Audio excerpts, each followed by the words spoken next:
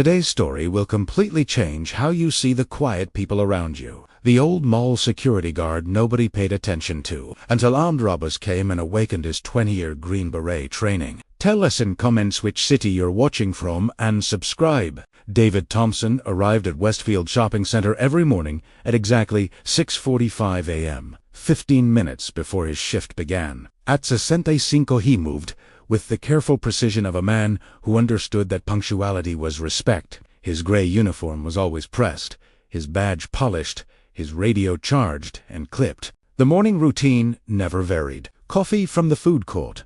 Black.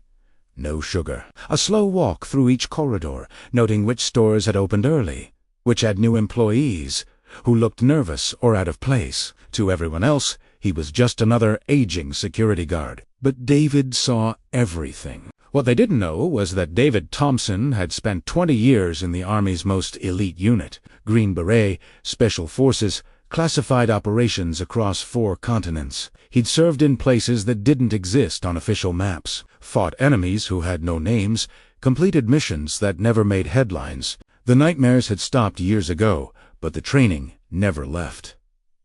Every crowded space was a potential ambush site. Every unattended package was a possible explosive. Every person walking too fast or too slow caught his attention. His fellow guards joked that he was paranoid. They had no idea how right they were. "Dave, you need to relax," his supervisor had said during his last review.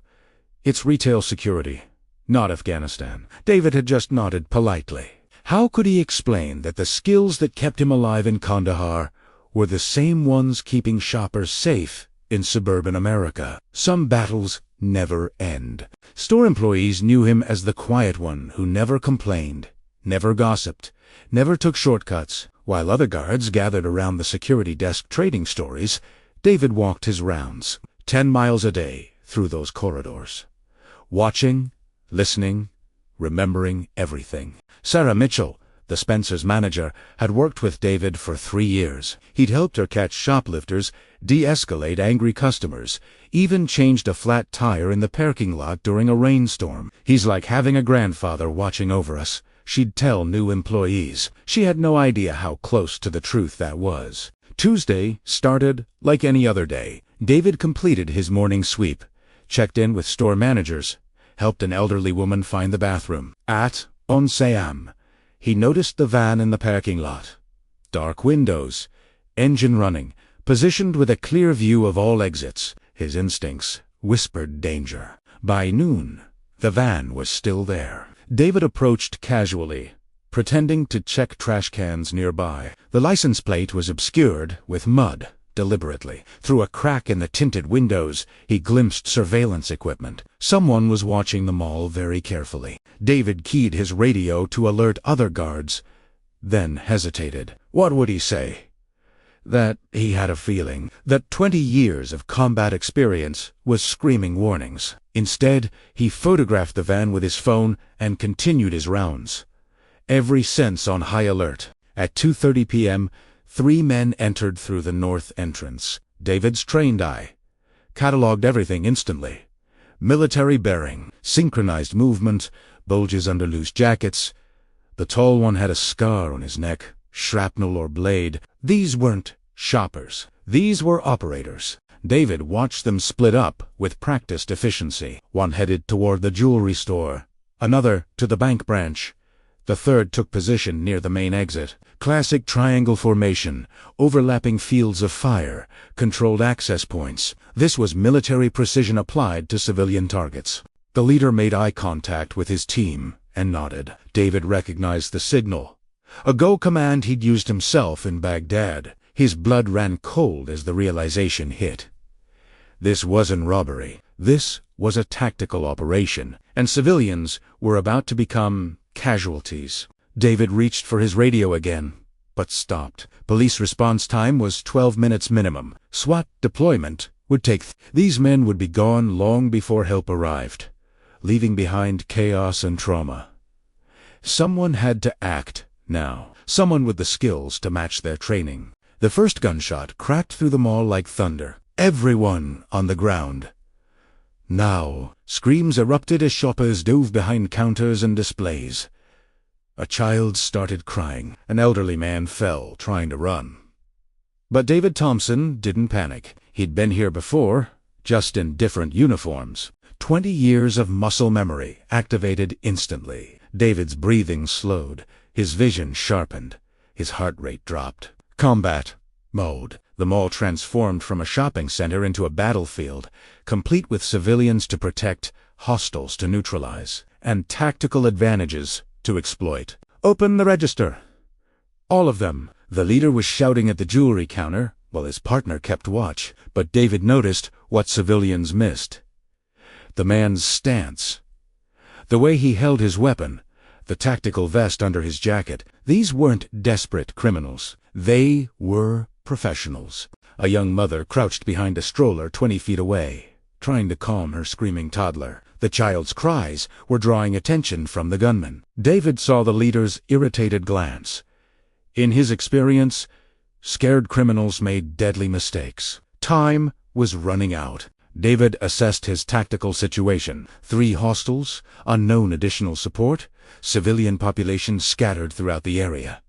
No body armor, no backup, no heavy weapons, just an aging security guard with a radio and 20 years of memories most people couldn't imagine. But David had advantages the gunman didn't know about. He knew every sight line, every blind spot, every maintenance corridor in this building. He'd walked these floors for 3 years, memorizing angles and approaches without conscious thought. This was his terrain now. David began moving through the panicked crowd, using terrified shoppers as cover. His steps were silent, his breathing controlled. Green Beret training kicked in. Approach from the blind side. Neutralize without alerting others. Acquire weapons. Repeat. Simple principles that had kept him alive in 6 different wars. The first gunman never saw him coming. David approached from behind, using the Victoria's Secret display as concealment. One fluid motion, arm around throat, pressure on carotid artery. Controlled descent to prevent noise. The man was unconscious in 6 seconds, weapons secured in 8. Jennifer Walsh, working the perfume counter at Macy's, watched in stunned disbelief as the elderly security guard moved with lethal precision. This wasn't luck or desperation. This was training. Elite. Specialized training that spoke of years in uniform she couldn't begin to understand. David checked the acquired weapon, M4C Arbine military issue. Full magazine. His hands moved automatically through inspection procedures learned decades ago. At Fort Bragg, safety off. Select fire to semi-auto. Sight, alignment, verified. The weapon felt familiar in his hands. Like coming home. The second gunman at K Jewelers was getting impatient with the clerk's fumbling attempts to open the display cases. "Faster!" he shouted, waving his rifle for emphasis. He never noticed the reflection in the store window showing David Thompson approaching from his 6 o'clock position. "Behind you," David said quietly. The gunman spun around, weapon rising, but David's reflexes were faster. 20 years faster. The rifle was stripped from shocked hands before the man could process what was happening. A pressure point strike to the neck, and gunman number 2 joined his partner unconscious. Sarah Mitchell had seen David every workday for 3 years. Pleasant, quiet, unremarkable. Now she watched him clear the second weapon with practiced efficiency magazine out. Chamber check, safety engaged. These weren't moves you learned from action movies. This was military training. The third gunman at the exit heard the commotion and turned to investigate. What he saw made no sense. His 2 partners were down, and an elderly security guard was walking toward him carrying military hardware with obvious familiarity. "What the hell?" he muttered, raising his own weapon. "Son, you're surrounded," David called out, his voice carrying the calm authority of someone who'd given life-or-death orders before. "Your partners are down, police are coming, and you're outgunned.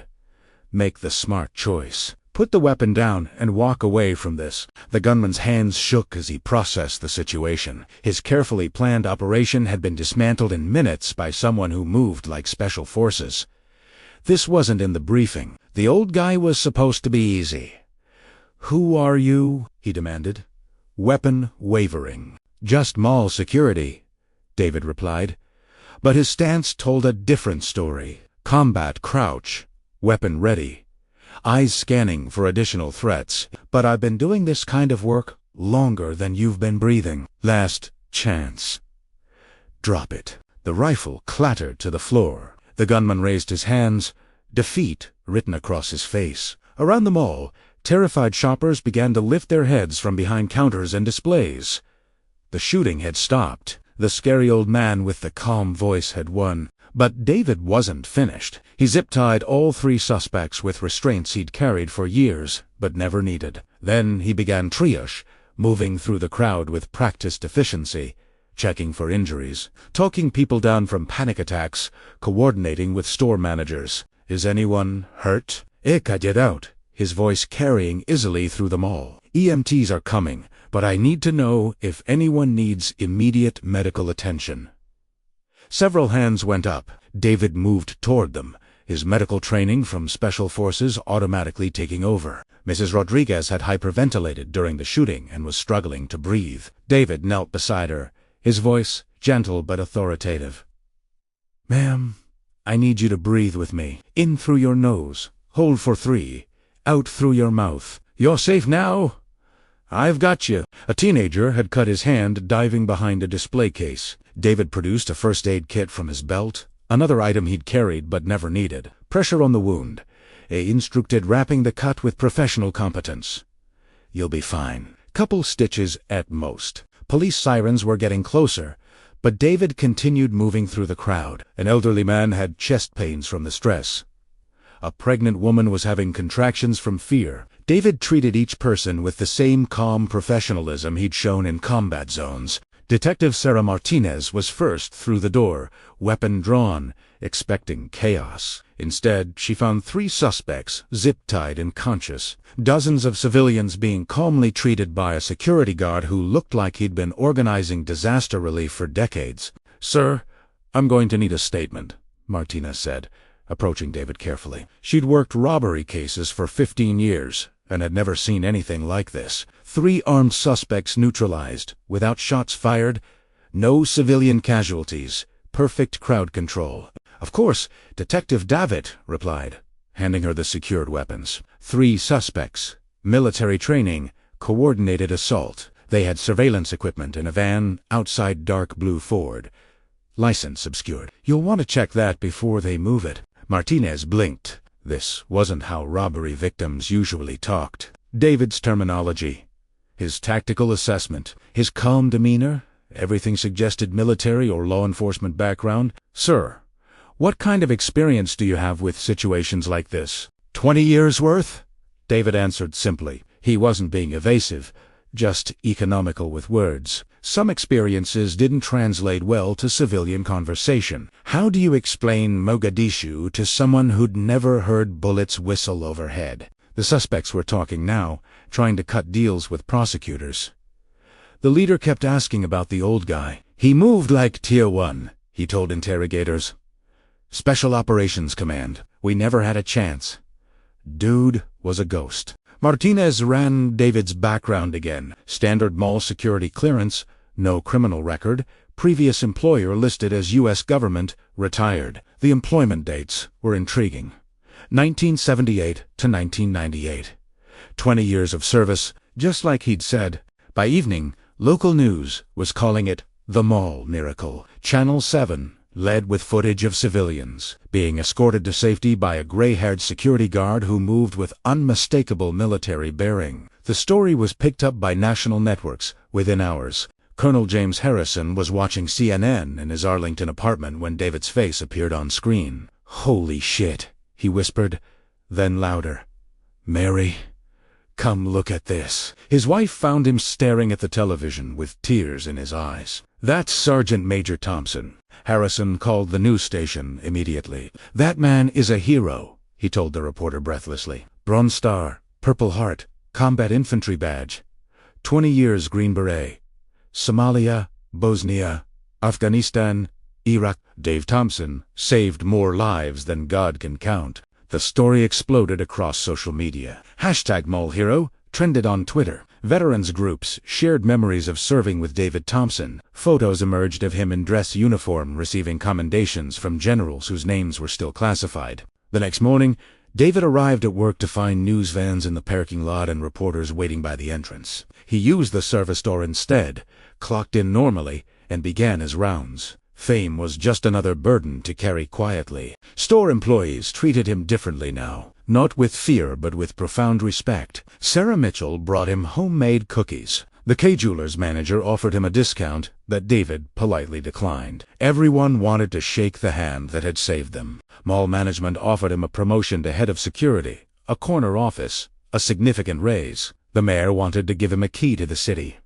Local businesses offered endorsement deals. David turned down everything. "I like my job just fine," was all he'd say. Reporters kept asking about his military service, but David remained characteristically quiet. "Some things are better left in the past," he'd say when pressed for details. The nightmares had ended years ago. No need to resurrect old ghosts for entertainment. 6 months later, life at Westfield had returned to something approaching normal. David still walked the same corridors, still arrived 15 minutes early, still helped lost children and de-escalated minor disputes. But now, people noticed him. They felt safer knowing he was there. A new security guard started that winter, Mike Chun, Marine veteran, 2 tours in Afghanistan. "Heard you were Special Forces," he said during their first shift together.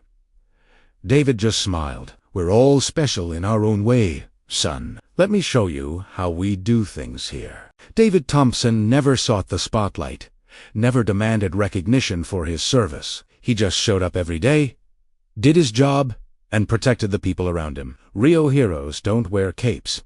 Sometimes they wear security uniforms. Share this story and subscribe for more tales of quiet courage.